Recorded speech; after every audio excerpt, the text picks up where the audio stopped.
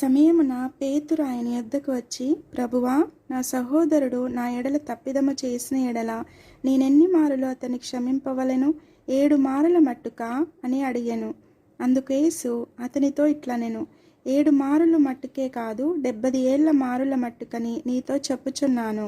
కావున పరలోక రాజ్యము తన దాసుల యొద్ద లెక్క చూచుకొనగోరిన ఒక రాజును పోలి ఉన్నది. అతడు లెక్క చూచుకొన మొదలు పెట్టినప్పుడు అతనికి 10,000 తలాంతులు అచ్చి ఉన్న ఒకడు అతని యొద్దకు తేబడెను. అప్పు తీర్చుటకు వాని యొద్ద ఏమీ లేనందున వాని యజమానుడు వానిని, వాని భార్యను, పిల్లలను, వానికి కలిగినది యావత్తును అమ్మి అప్పు తీర్చవలెనని ఆజ్ఞాపించెను. కాబట్టి ఆ దాసుడు అతని ఎదుట సాగిలపడి మ్రొక్కి, నా ఎడల ఓర్చుకొనుము, నీకంతయు చెల్లింతునని చెప్పగా, ఆ దాసుని యజమానుడు కనికరపడి వానిని విడిచిపెట్టి వాని అప్పు క్షమించెను.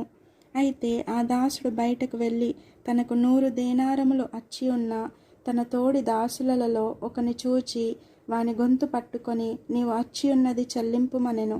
అందుకు వాని తోడి దాసుడు సాగిలపడి, నా ఎడల ఓర్చుకొనుము, నీకు చెల్లించదనని వానిని వేడుకొనెను గాని వాడు ఒప్పుకొనక అచ్చియున్నది చెల్లించు వరకు వానిని చెరసాలలో వేయించెను. కాగా వాని తోడి దాసులు జరిగినది చూచి మిక్కిలి దుఃఖపడి వచ్చి జరిగినదంతయు తమ యజమానునికి వివరముగా తెలిపిరి. అప్పుడు వాని యజమానుడు వానిని పిలిపించి, చెడ్డదాసుడా, నీవు నన్ను వేడుకొంటివి గనుక నీ అప్పంతయు క్షమించి తిని, నేను నిన్ను కరుణించిన ప్రకారము నీవునే నీ తోడి దాసుని కరుణింపవలసి ఉండెను గదా అని వానితో చెప్పెను. అందుచేత వాని యజమానుడు కోపపడి తనకు అచ్చియున్నదంతయు చెల్లించు వరకు బాధపరచు వారికి వానిని అప్పగించెను. మీలో ప్రతివాడును తన సహోదరుని హృదయపూర్వకముగా క్షమింపని ఎడల నా పరలోకపు తండ్రియు ఆ ప్రకారమే మీ ఎడల చేయుననెను.